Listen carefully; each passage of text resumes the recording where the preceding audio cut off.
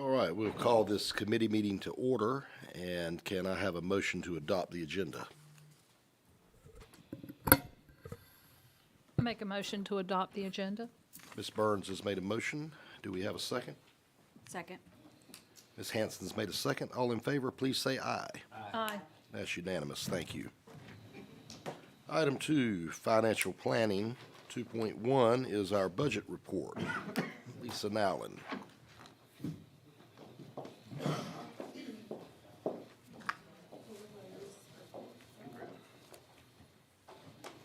Good morning, everyone. Good morning. Good morning. Welcome back.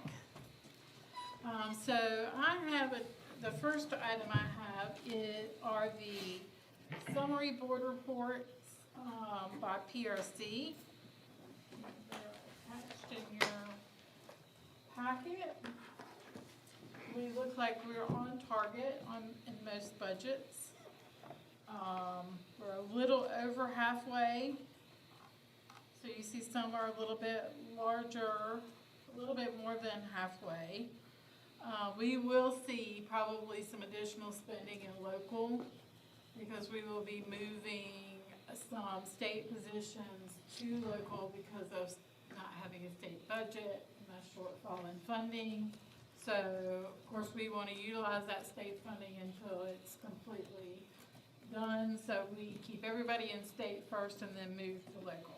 But we already have a plan for that, and we will allocate more fund balance if needed.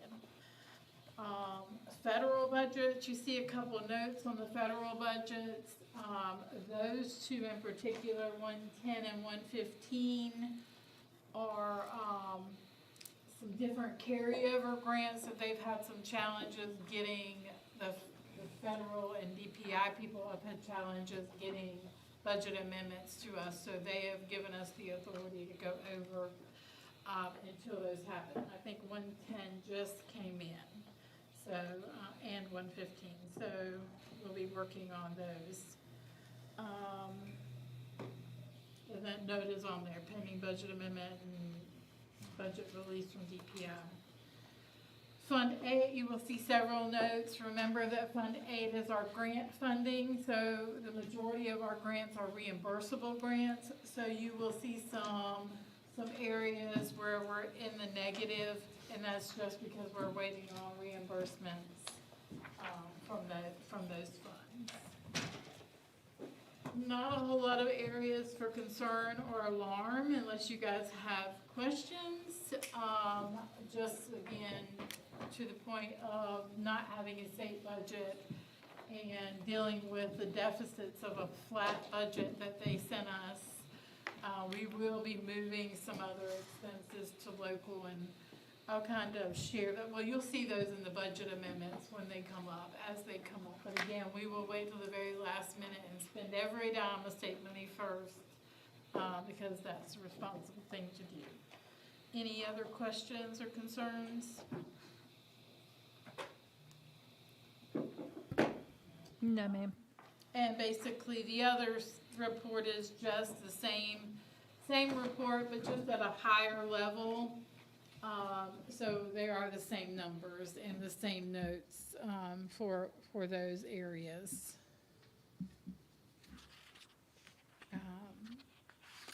Can I go to proceed to the next item, fuel and electric? Any questions on fuel and electric?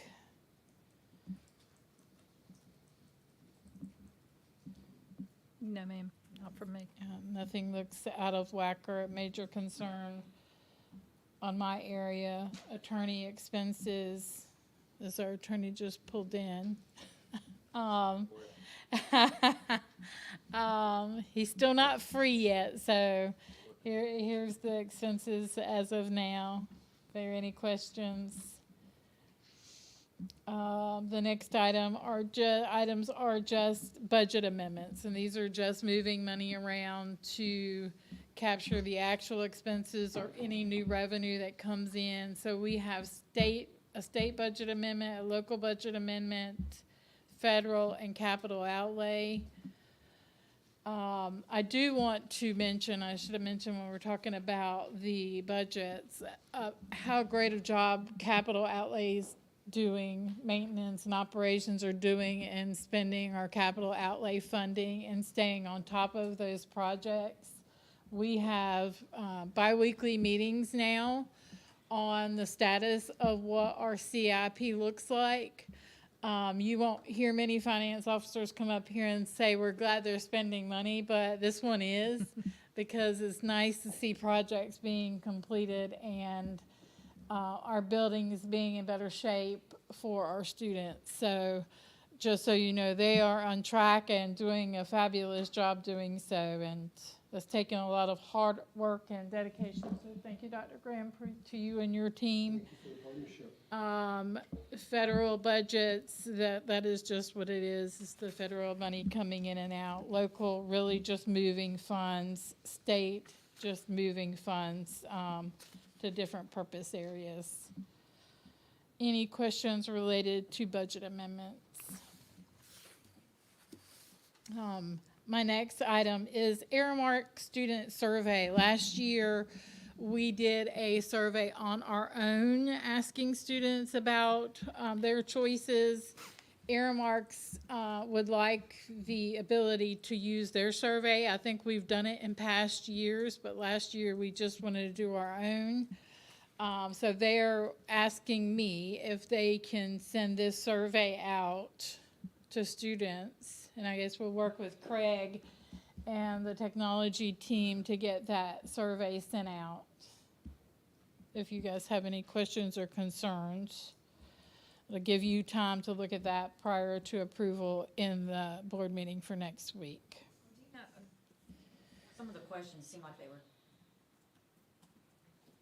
targeting to parents, because if it's a younger child, do you know who they're targeting, parent or? So I asked about that. They said they were targeting the students, but we can ask if you want it to go to a parent.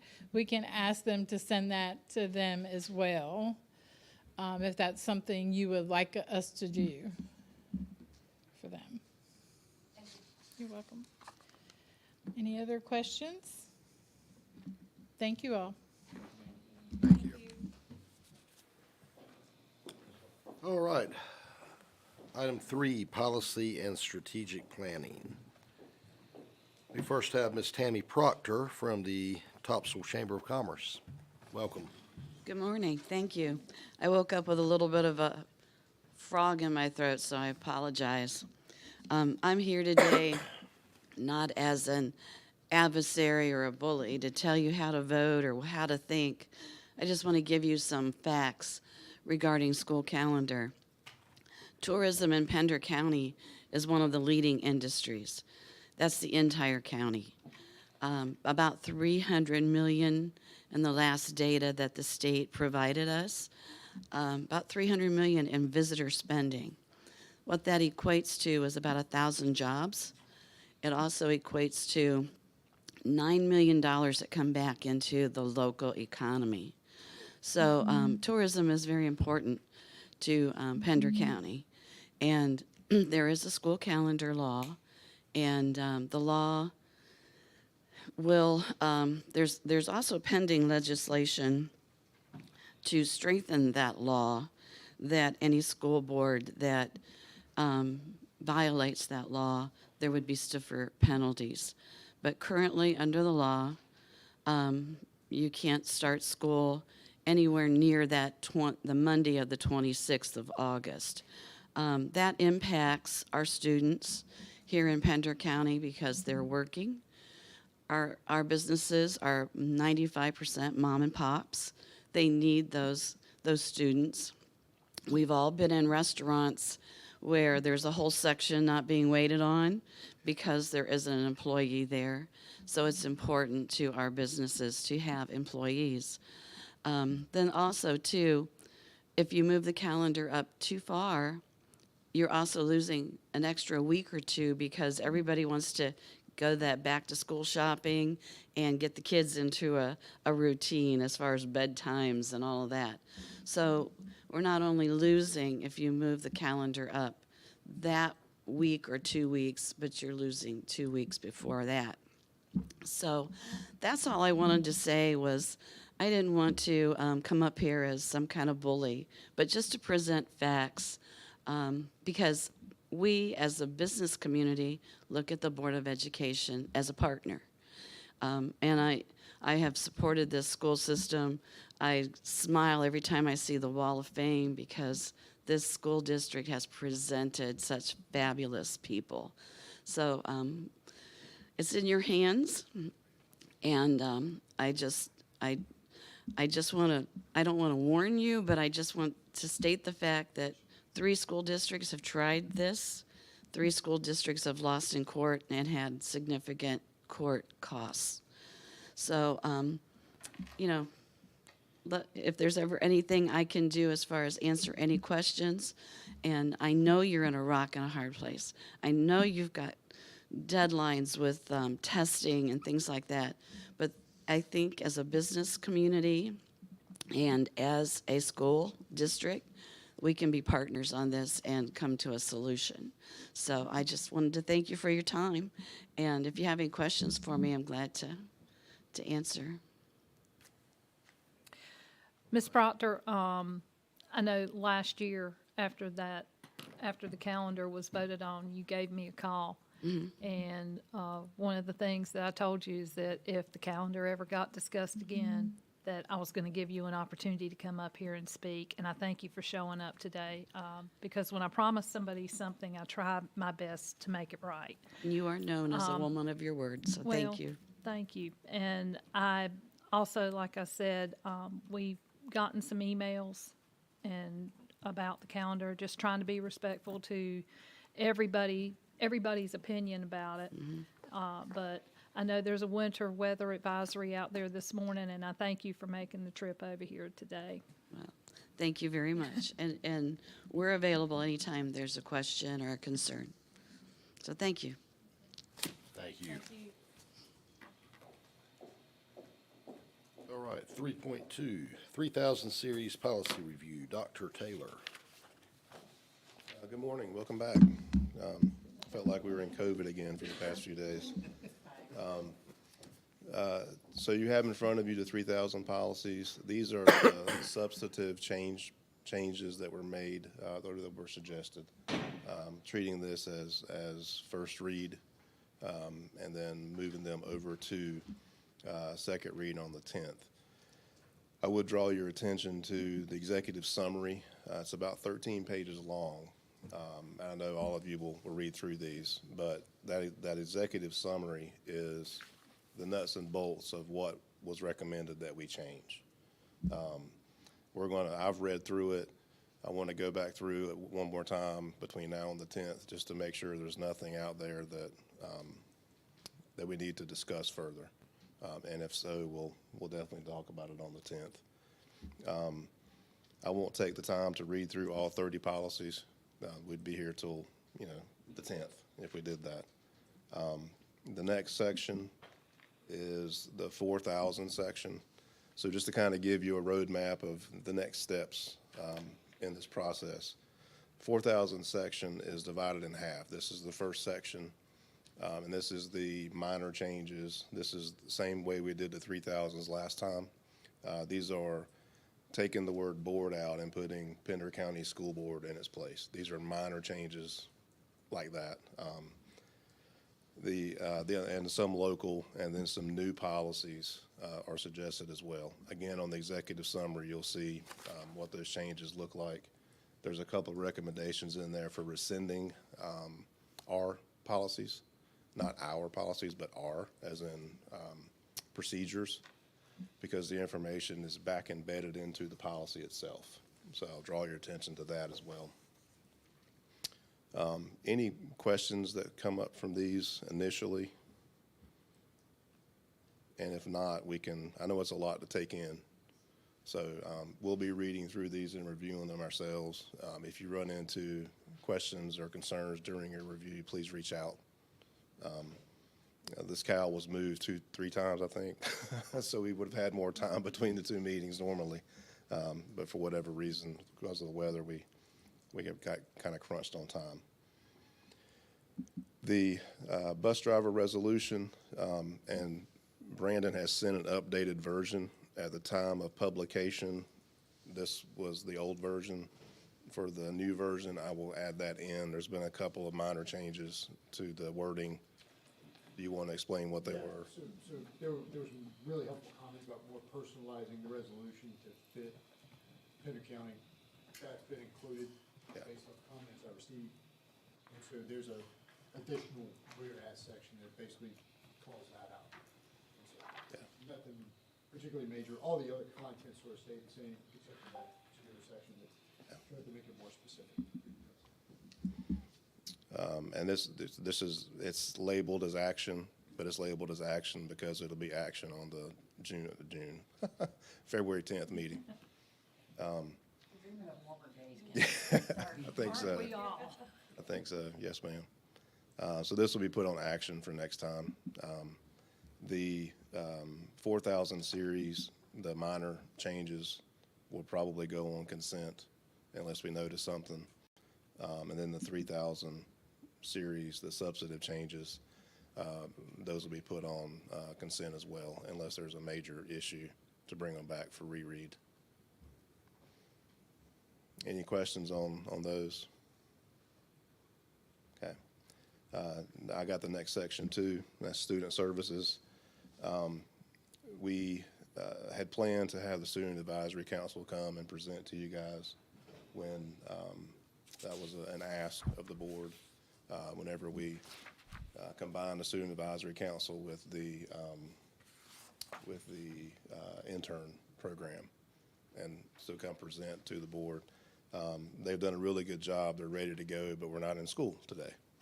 So we are going to readjust that, add them to a different agenda down the road, and have them come. And the last item I have is, it's basically REACH training. So I'll read through this really quickly or just kind of summarize the main component. Pender County Schools is planning to partner with Novant Health and Duke Endowment to provide some crisis intervention services and training for our social workers and counselors. This will be one of those Fund 8 programs where we'll get reimbursed for that money on the schedule that's down below. The total expense over 3 payments is $111,344, and we'll pay those at different points during the school year. But we will get reimbursed by that from the Duke Endowment grant. Again, these are for action for Tuesday, but I just wanted to bring your attention to it ahead of time. And that's it for me. Thank you, guys.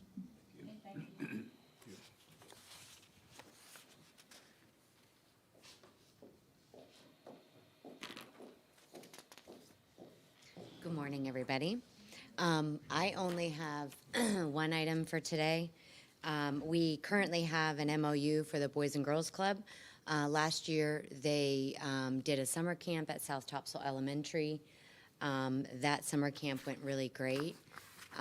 We are looking at increasing our footprint with Boys and Girls Club and putting them on the west side at Cape Fear Elementary, Cape Fear Middle, and bringing an additional up to 100 students into the Boys and Girls Club. They'll be open from 7 to 7, Monday through Friday, through the course of the summer. And they will still be open at South Topsail. So essentially, we're just adding an additional location. So at Cape, that's a done deal at Cape Fear. At Cape Fear Middle? Yep. I mean, if you guys approve, yes. Yeah. Okay. Yeah. Yeah, we've been working with them already on location. They do send an email out to our staff, anyone who wants to work for summer, because they like to bring people in that already know our students. So they hired a lot of people from South Topsail last summer. That was a big success there, I believe. Yeah, They talk about it, yeah. yeah, it was great. I do have a question. What is being offered at our other schools, or do we know yet? So our summer learning plan will be presenting in March. Okay. We're still working on all of that, but I can say At Burgall Middle, we have our CSI camp, CIS camp, sorry. We have 21st Century in 3 different locations. We have Camp Invention at 3 different locations.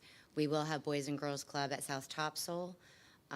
We partner with the Surf City Parks and Rec at Surf City Elementary, Surf City Middle, and we partner with the Pender Parks and Rec, which will have an event or a program at Topsail Annandale, Topsail Middle area. In addition to our Read to Achieve camp. Individual schools do certain things as well. like Sure. West Pender. We're not sure about that one yet. That's why I didn't talk about that.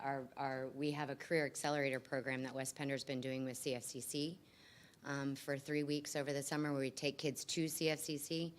And they're still waiting on the funding for that to make sure that we can do that camp. So that one's still kind of out yet at this point. Okay. But you're hoping to have it all kind of nailed down by March? Oh, yes. Okay, Yes. perfect. We Thanks. will have everything nailed down by March and present everything to you so you'll know what's going on across the county. We also create a calendar, so if you want to go visit the camps or anything like that, you'll know like who's doing what over the summer. Absolutely. 100% want to go see some of that in the Yes. summertime. Camp Invention is really cool, and they do it at CF Pope, and Yeah. they take pictures. The kids have so much fun. They do a lot of STEM activities and things like that, so, I've heard lots of good things about that particular camp. yeah. Thank you. Yep, no problem. Where does you were saying the funding for West Pender for the CFCC, where does that come from? It's through CFCC. Oh, it is through, fantastic. Yeah, and they would hire our teachers for, like chaperones and things like that as well. But they actually have someone that's in charge of the whole camp, throughout the course of the year, and they, go back and forth. I've been in contact with them a couple times, and they're still waiting. So, with the federal funding and all of that, with all that stuff, everything kind of like, phew. So, yeah. Anything else? All right. Fantastic. Sounds great. Okay, thank you.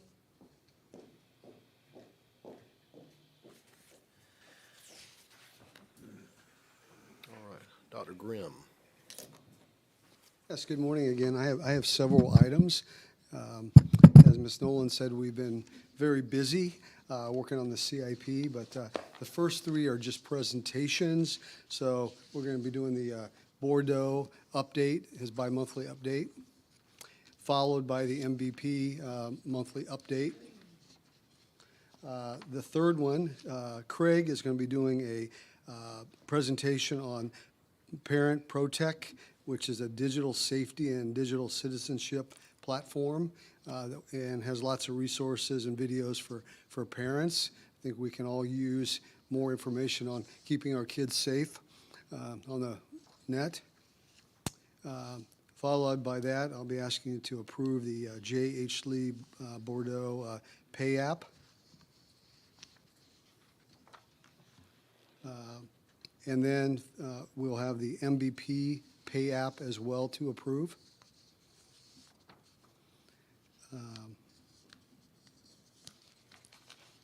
You know what, and then, you know what, I think I messed up something here. Oh, you know what, I'm sorry. I mentioned Pay App earlier for Bordeaux. I meant to say Change Order App. So it'll be the Change Order App. And then we'll be doing the Bordeaux number 19 Pay App.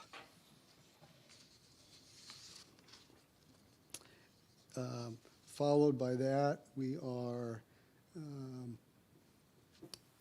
we'll be doing our playgrounds. I think, can you move back down? Yeah, we'll be doing our playground purchase for the J.H. Lee School. And we're going to have the vendor come and do a video clip with you. It's really cool looking, this playground, these 2 playgrounds. So I'm excited to show you that. You can see it's got a large price tag with it. And Mr. Nelson has been working very hard on that, so he'll be here as well. So, and we've been able to incorporate some school colors into this playground. So, yeah, It's going to be fun. The kids are going to love it. All right. As part of our CIP plan, we are going to ask for approval for the gutters and downspout replacements for CFE and CFM. So that'll be next, and Mr. Nelson will be here to help explain more of that as well. The next one is for 6.9 is Piedmont Natural Gas easement for Surf City schools. We've done this at other campuses, and Mr. McPherson has already looked at that agreement and has given a thumbs up on it. So that'll be coming. And then we're going to get into some big ticket items as well. Our HVAC director, Mr. Kaiser, will be here to answer any questions, but the first one is going to be for the Topsail Annandale. It's the controls for the building, and this will be going through the purchasing co-op that we have. So that's one of three for Mr. Kaiser. The second one is the Topsail Annandale chiller replacement. As you probably have all heard, that building is really struggling with their HVAC system. So this is going to be some major upgrades for that building, and it's very much needed. So we're excited to get this done, and a lot of this work will be occurring over the summer when the children's not here. Okay. And then the last one is the CF Pope automation replacement. And again, that's a big ticket item. It's their control system. They have multiple buildings, so this will be helpful in all of those buildings. So I think everything's going to be done but the gym.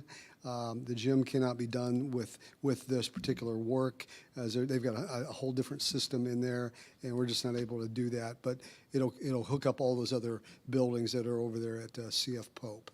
So anyways, again, work that'll be done over the summertime. All right. Any questions? All right. No. My team's rocking. I'm really Busy. proud of them. Yes, They're I'm really hard proud working. of y'all too. Okay. All right. Can I just say, I know Mr. Reeves and I like to travel together to go to schools, and one of the questions we ask them,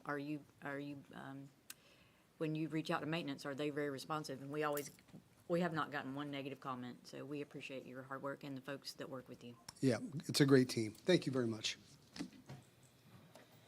Thanks.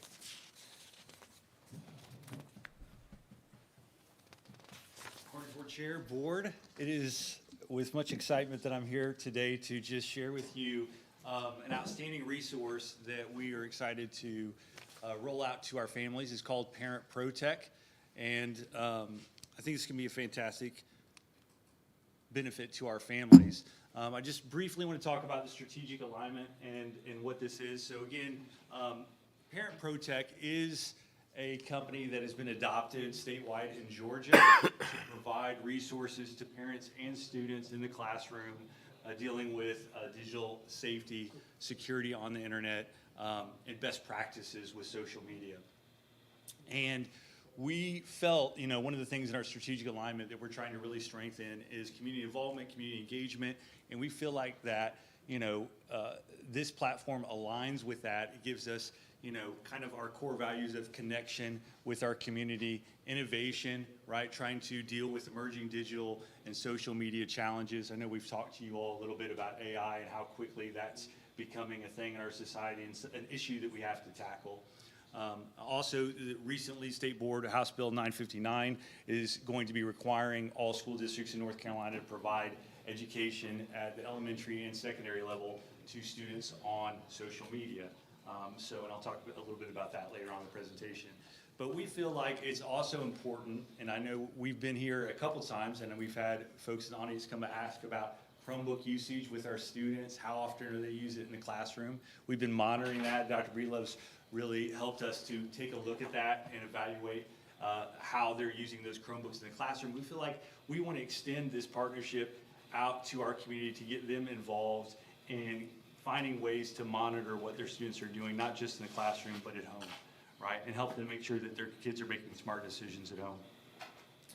So we think, again, Parent Protect's mission here, we think this aligns closely with us. Their mission is to equip parents and educators with practical, expert-based tools and guidance to keep kids safe and thriving in a digital-first world. I think we can all agree that that's something that we all believe in. So Brock is the CEO of the company, and again, I think he's built a great product here, and I want to just share a little bit about what that looks like. So they offer over 300 educational videos to parents that cover topics from social media, online safety and privacy, gaming, which is a big one, right?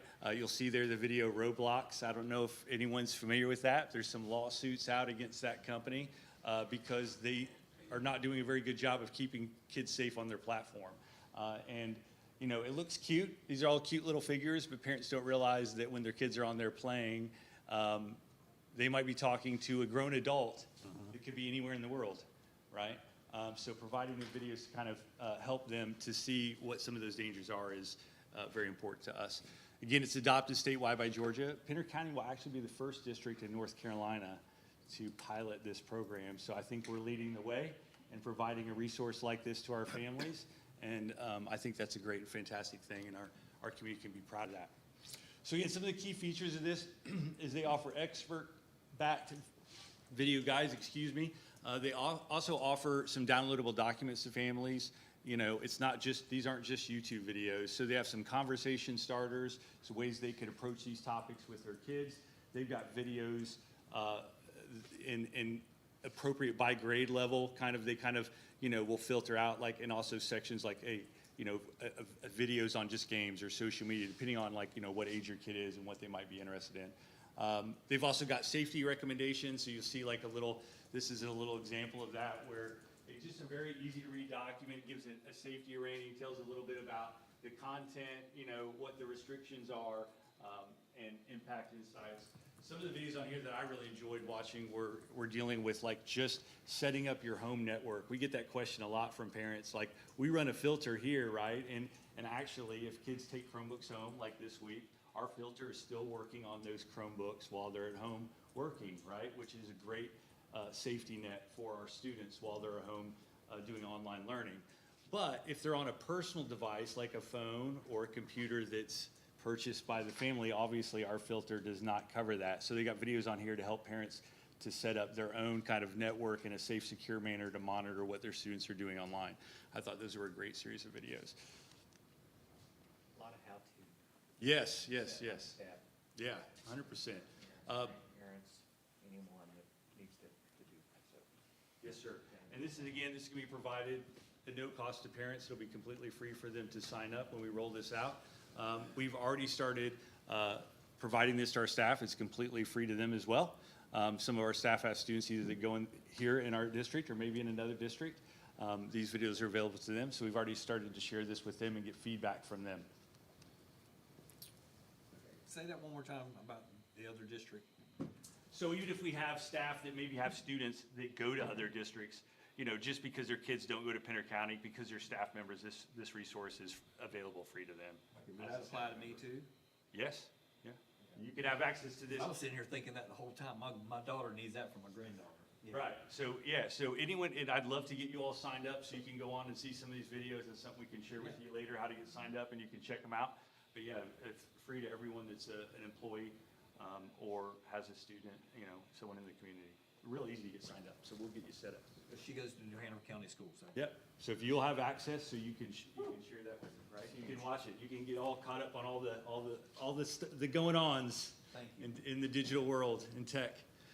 Yeah, you're welcome. And the fact that we are one of the first districts Yes, ma'am. to do this, that is impressive. Thank you so much. Yeah. Oh, well, great, thanks. Yeah, we're super excited, and again, also kind of going back to that House Bill 959, just to point out, in Georgia, not only are they, partnering with the school systems down there to provide these videos to parents, but they're also building videos and curriculum for staff to meet their state law that requires similar training as North Carolina. So one of the things that excited us about this partnership is they were aware and keeping tabs on what was going on in North Carolina, and they want to build a similar curriculum and content for students in North Carolina.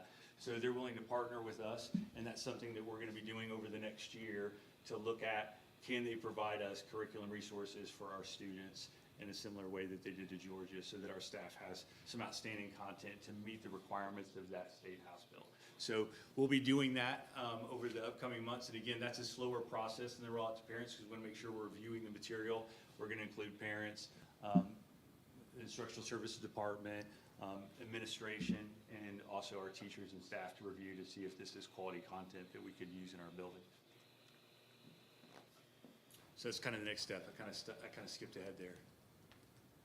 But again, I think it's important. I love this statement. Tech moves fast, but with the right help, parents don't have to have or don't have to navigate it alone, right? So it's the idea that, you know, we're partners with our community. We're here to help support them. We get a lot of questions about technology use, and we want to make sure that we're providing resources to our community to help them face some of these same challenges that we face when dealing with, you know, students' use of technology in the classroom. Are there any questions? Since there's no cost involved, is this gonna come back to us to approve, or we're already kind of implementing it? Yes, so there's a purchase cost for us at the district level, right? But that is not a level that requires your approval.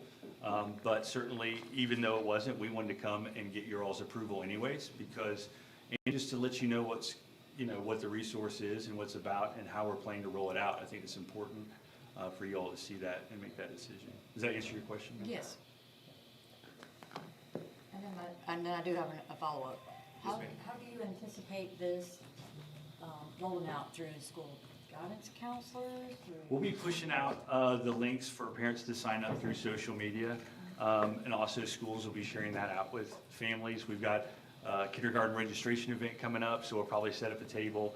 We'd love to get that out to them then, as well as access to, you know, at the same time working to get them to download our Pender County app and get connected through that so they can message their teachers in rooms, and just all those things digital communication related. So I think it's a combination between in-person events at the schools and the digital push out and roll out to social media to sign up. Like I said, it's free and easy to sign up. And also, we already started tracking as we rolled it out to staff. We're keeping tabs on how many videos are being watched, how long people are staying. So I'll love to come back and give you guys some analytics on the adoption rate, how many parents are actually signing in. And they're also willing to come down and actually hold like an in-person like town hall meeting for families. So that's something we've talked about as well, to maybe invite families to come out and talk to them about some of the dangers of online gaming and social media for students. Can we require them to sign up?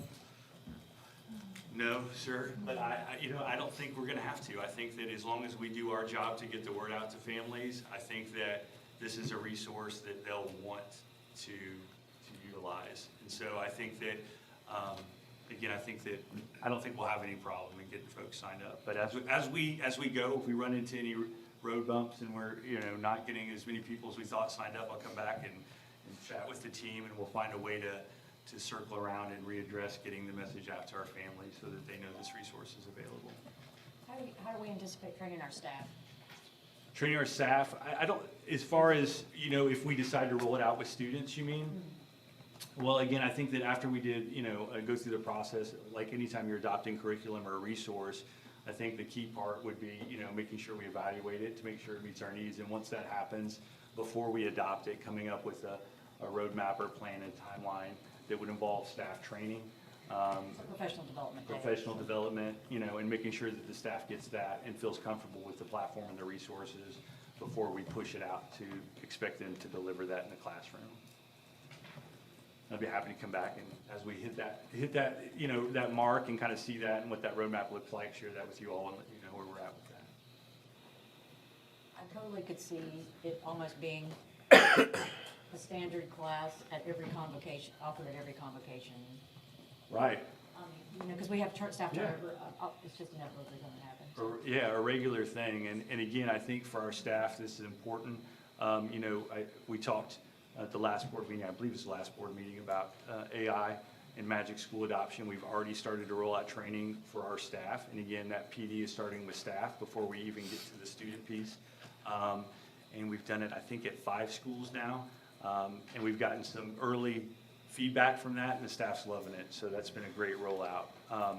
But, you know, that's one of those things I think I foresee in the future, staff will be getting yearly AI training, yearly training on, you know, the dangers of social media, the dangers of technology, also the benefits, right? But it's just a lot, so it's gonna be a regular kind of recurring thing.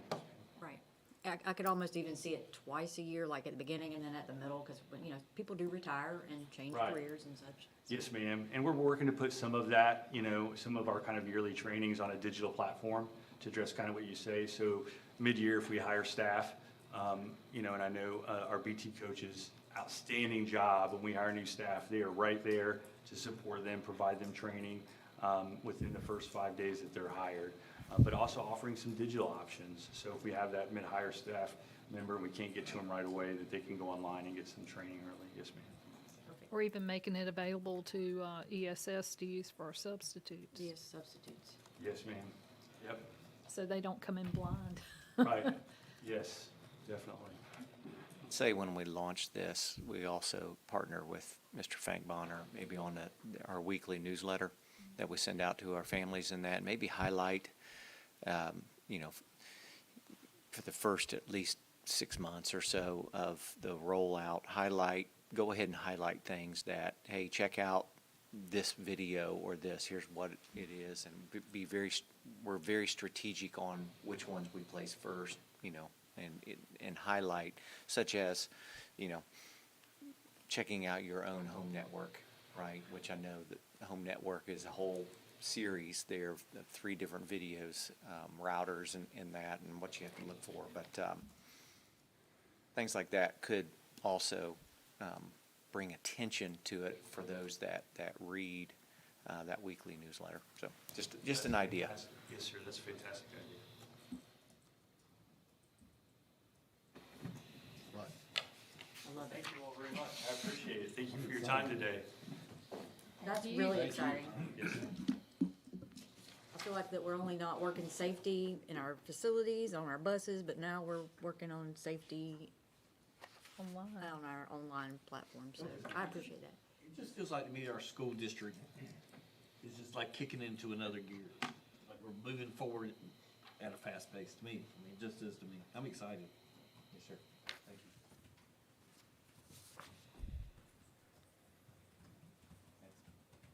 you. All right. Can't believe we're down this far on the agenda, I know. Okay, so we're at, closed session. okay. Brandon, with the committee, do we need to do a motion and all that for closed? We do, and I'm happy to, I've got it up, ready to read right now. All right. Proposed motion, I move that the board enter into closed session, subject to the advice from the attorney pursuant to North Carolina General Statute 143-318, 11A1 and A6, to prevent the disclosure of confidential personnel information under GS 115C319, to consider matters related to personnel matters. The board will also enter into closed session pursuant to General Statute 143-318, 11A3, to consult with the board's attorney in order to preserve the attorney-client privilege and to consider confidential student matters as provided in North Carolina General Statute 143-318, 11A1 in the Family Educational Rights and Privacy Act, 20 U.S.C. 123G, and North Carolina General Statute 115C 402, and to consider and give instructions to the board's attorney concerning LD versus the Pender County Board of Education. All right, we have do we have someone to make that motion? I'll make the motion to go into closed session. Ms. Burns has made the motion. Do we have a second? Second. Ms. Hanson's made a second. All in favor, say aye. Aye. And that's unanimous. We're in closed session. Thank you.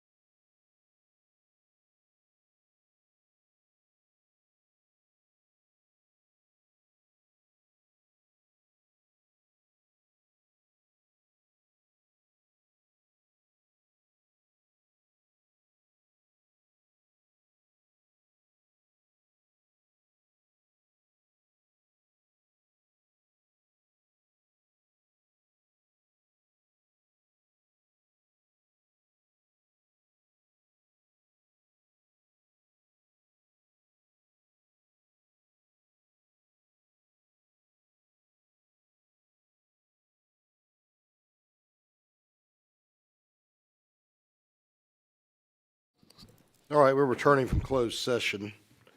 I think we needed to have an approval for no approval for anything from closed session. All right. In that case, do we have a motion to adjourn? I make a motion to come out of closed session. All right, Ms. Burns has made a motion. Do we have a second? I second. Mr. Reeves has seconded. All in favor say aye. Aye. And that's unanimous. Thank you, Mr. Hall. Now, do we have a motion to adjourn? I make a motion to adjourn. Ms. Burns has made a motion to adjourn. Do we have a second? Second. We have a second. All in favor, please say aye. Aye. Meeting is adjourned. Thank you. Thank you.